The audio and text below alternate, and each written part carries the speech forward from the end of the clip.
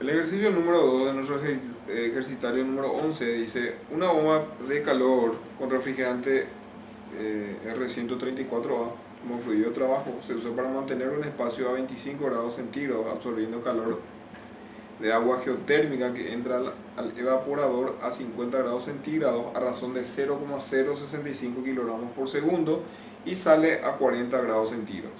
El refrigerante entra al evaporador a 20 grados centígrados con una calidad del 23% y sale a la presión de entrada como vapor saturado. El refrigerante pierde 300 vatios de calor al entorno cuando fluye por el compresor y el refrigerante sale del compresor a 1,4 megapascal a la misma entropía que a la entrada. Determine los grados de subenfriamiento del refrigerante en el condensador, el flujo másico del refrigerante, la carga de calentamiento, el coeficiente de operación en la bomba térmica y nos pide también la entrada mínima teórica de potencia al compresor para la misma carga de calentamiento. Ok, lo primero que tenemos que hacer es graficar nuestro diagrama T versus S. Tenemos el esquemático de lo que sería nuestro sistema. En este caso tenemos un compresor en donde a nosotros, fíjense que nos da, acá hay algo que hay que tener un poco en cuenta, que nos dice que el refrigerante pierde 300 vatios de calor al entorno cuando fluye por el compresor, ¿sí? Entonces acá tenemos un calor de pérdida de 300 vatios, ¿sí? 300 vatios, ¿ok? En este proceso, ¿ok? Entonces, tenemos las condiciones que nos da el ejercicio a la salida del compresor. Nos dice que este trabaja de manera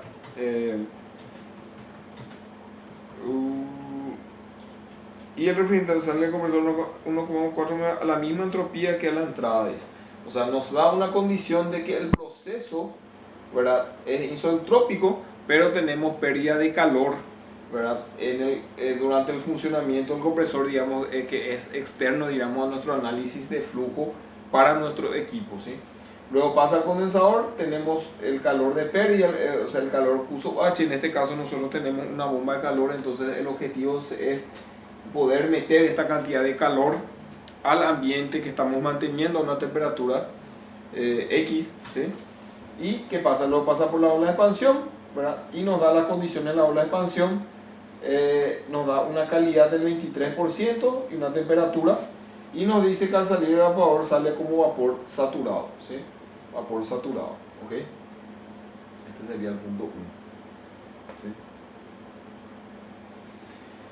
Y nos dice que el evaporador intercambia calor con una fuente geotérmica que entra al evaporador a 50 grados centígrados y sale a 40 grados centígrados, ¿sí? Agua, en este caso, si nosotros consideramos, podemos considerar líquido comprimido a la temperatura de 50 y la temperatura de 40. Entonces, para poder obtener los datos de esto, nos vamos a punto 4 y consideramos el valor de la entalpía para este punto de entrada y este punto de salida a la temperatura dada como líquido saturado, ¿sí? Considerando que lo tenemos comprimido. ¿Por qué? Porque si tenemos una agua geotérmica que tendríamos a 50 grados y presión atmosférica, nosotros no tenemos, digamos, tabulado en A.7. Entonces hacemos esa consideración de considerar la entalpía en ese punto a la temperatura dada, ¿sí?, como el valor de la entalpía como líquido saturado a esa temperatura. Ok, entonces, una vez que tenemos analizado nuestro esquema de funcionamiento y nuestro gráfico, a nosotros nos pide los grados de subenfriamiento del refrigerante en el condensador. ¿Cuál sería los grados? Si nosotros condensamos esto, realmente deberíamos tener, o sea, lo que nos pide es comparar la temperatura de salida efectiva del condensador en función a la temperatura de saturación. Ese sería el delta, que es los grados de subenfriamiento, ¿sí? Porque acá ya obtenemos como un líquido subenfriado o comprimido. Ok, entonces, lo primero que hacemos es, en función a los datos que tenemos, determinar los distintos estados de nuestro fluido en las distintas etapas de funcionamiento durante el ciclo de refrigeración. Iniciamos por el punto 4, ¿sí? En el punto 4 a nosotros nos da una calidad del 23% y una temperatura de 20 grados centígrados. Sabemos que está como mezcla saturada. Las tablas que utilizamos son las tablas del A.11 a A.13, que son para refrigerante R134A. Entonces, de tabla directamente obtenemos la presión y la entalpía, ¿sí? Luego nos vamos al punto 3, ¿sí? En el punto 3 también tenemos unos datos que nos da una presión que es de 1,4 megapascal, que sería 1400 kilopascal. Y sabemos que, ¿por qué nos vamos aquí hacia atrás? Porque en el punto 4 nosotros podemos tener esta entalpía. Nosotros sabemos que esta válvula de expansión, o si sería un tubo capilar, trabaja de manera isentálpica. Entonces, necesariamente la entalpía en el punto 3 es igual a la entalpía en el punto 4. Como ya lo calculamos, sería que H3 es igual a H4, ¿sí? Y con este valor en tabla, a través de interpolación, podemos obtener la temperatura T sub 3, que es de 48,59 grados centígrados. Entonces, como nos está pidiendo los grados de superenfriamiento del refrigerante, eso comparamos con referencia a la presión de condensación y considerando el líquido saturado, ¿sí? Entonces, a la temperatura de saturación a 1400, que es la presión a la cual trabaja el condensador, tenemos una temperatura de saturación de 52,4 grados centígrados. Entonces, el delta de enfriamiento sería la temperatura de saturación menos la temperatura 3 calculada. Y con eso obtenemos el delta de enfriamiento, que sería 3,81 grados centígrados. Luego pasamos al punto 1, ¿sí? Para poder determinar la temperatura. En el punto 1 a nosotros nos dice que está como vapor saturado, que sería este punto, ¿verdad? Acá está un poco desviado, ¿sí? Sería este punto. Calidad igual a 1 y la presión de 571,1 kilopascal, ¿sí? Entonces, con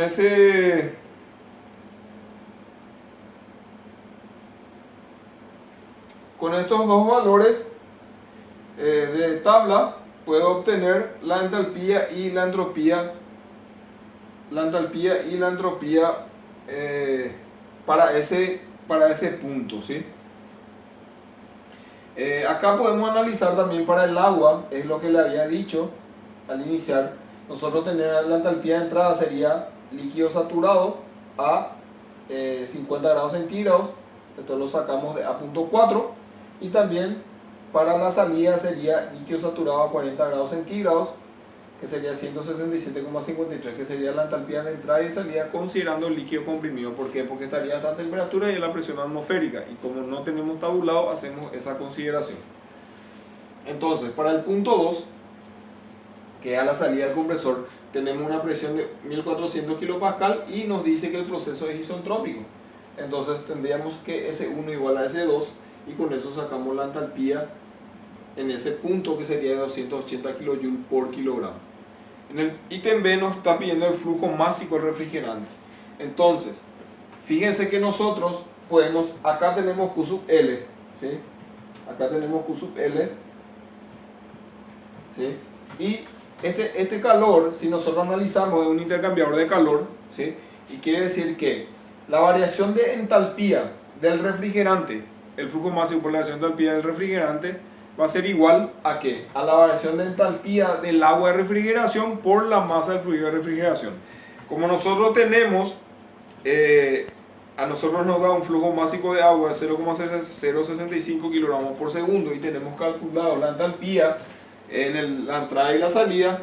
Entonces hacemos el análisis. Q sub L va a ser igual a la masa de agua por la entalpía de entrada menos salida. Este dato lo calculamos, que lo vimos ahí, esto es dato, y con eso sacamos Q sub L.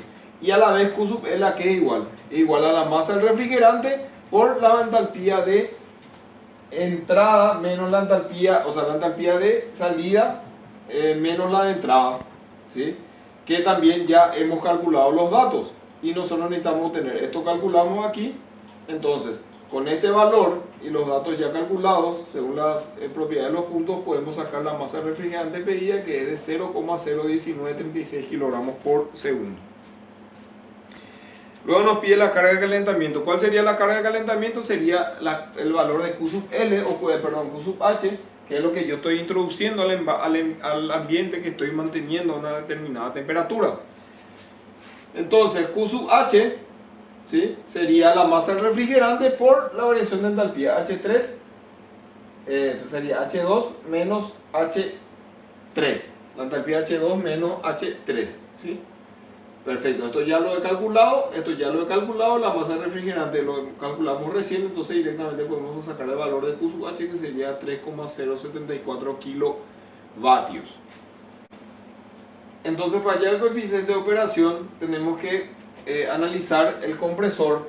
En este caso nuestro compresor nos está diciendo, bueno, el coeficiente de operación básicamente es lo que yo busco sobre lo que yo tengo para generar eso. En este caso lo que yo busco es el valor de Q sub H, poder mantener a mi espacio refrigerado, o sea, introducir ese calor para poder mantener esa temperatura de confort que busco, y para eso que tengo la potencia eléctrica del compresor o el trabajo que consume mi compresor. En este caso a nosotros nos dice que en el proceso de trabajo de compresión tenemos una pérdida de calor de 300 vatios. Entonces, al hacer el análisis termodinámico del compresor que yo tengo, mi compresor, debería, ¿verdad?, energía que entra menos que sale igual a la variación de energía del sistema. Entonces tendríamos Q menos W es igual a la variación de entalpía. ¿Por qué? Porque esta variación de entalpía, recuerden que es un dispositivo de flujo estable, entonces la cantidad, la energía, la masa o la energía de flujo que entra sumado a la energía interna me da entalpía. Entonces, como yo tengo este dato y puedo sacar esto, y esto también lo tengo calculado, puesto que yo ya tengo la entalpía en el punto 2 y la entalpía en el punto 1, entonces puedo calcular el trabajo de entrada, sería la masa refrigerante por H2 menos H1 más el calor de pérdida, ¿sí? Entonces, esto acá cometí un error, sería 0,01936 por la variación de entalpía, que es 280 menos 261, que es la entalpía 2 menos la entalpía 1, más 0,3, y ahí obtengo un valor de 0,6564 kilovatios. Finalmente el coeficiente de operación va a ser Q sub H, ¿sí?, que ya lo he calculado anteriormente, ¿sí?, dividido el trabajo de entrada, que es este valor, y con eso obtengo un coeficiente de operación de 4,68.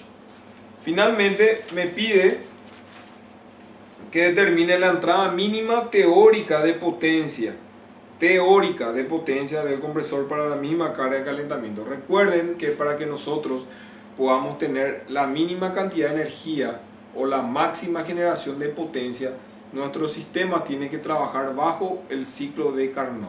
En el caso del ciclo en el caso de un refrigerador, una bomba de calor, sería en el ciclo invertido de Carnot, que sería para un proceso internamente reversible, cosa que en un ciclo real no ocurre. Y para un ciclo, el ciclo ideal para un proceso de refrigeración es el ciclo de refrigeración por compresión, ¿sí?, en este caso, ¿sí?, el ciclo ideal de refrigeración para un proceso de refrigeración o compresión, ¿sí? En este caso a nosotros nos hace, nos pone como punta de lanza la comparación en función a un proceso reversible. Entonces, si nosotros queremos maximizar o minimizar en este caso el consumo de potencia eléctrica, debería trabajar bajo el ciclo de Carnot invertido. Entonces, eso de acuerdo, acuérdense que teníamos para un proceso reversible que Q sub H sobre Q sub L es igual a T sub H sobre T sub L. Esto siempre para un proceso ya reversible, ¿ok? Entonces, utilizando esto para el coeficiente de operación, tenemos esto que sería reemplazar a Q sub H sobre el trabajo neto, ¿sí?, o sea, el trabajo de entrada, que sería Q sub H sobre Q sub H menos Q sub L, ¿sí? Esto, si se factorea, llegamos a esto, y utilizando la escala termodinámica, ¿sí? Entonces, el coeficiente de operación reversible, reemplazando los valores que tenemos de los límites de temperatura, sacamos un valor de 12,92. Finalmente, el trabajo mínimo para eso podríamos ya, porque tenemos el valor de Q sub H, porque nos hace decir la entrada mínima teórica de potencia del compresor para la misma carga de calentamiento. Q sub H ya lo obtuvimos, esto es lo que acabamos de calcular, y con eso sacamos el trabajo mínimo, que sería el consumo mínimo de potencia. Y fíjense que ahí tenemos un consumo de 0,238 kilovatios, que es diferente al consumo que teníamos inicial mente, para que vean que el trabajo o el consumo es mínimo funcionando bajo el otro ciclo, siempre considerando una suposición de un proceso ideal.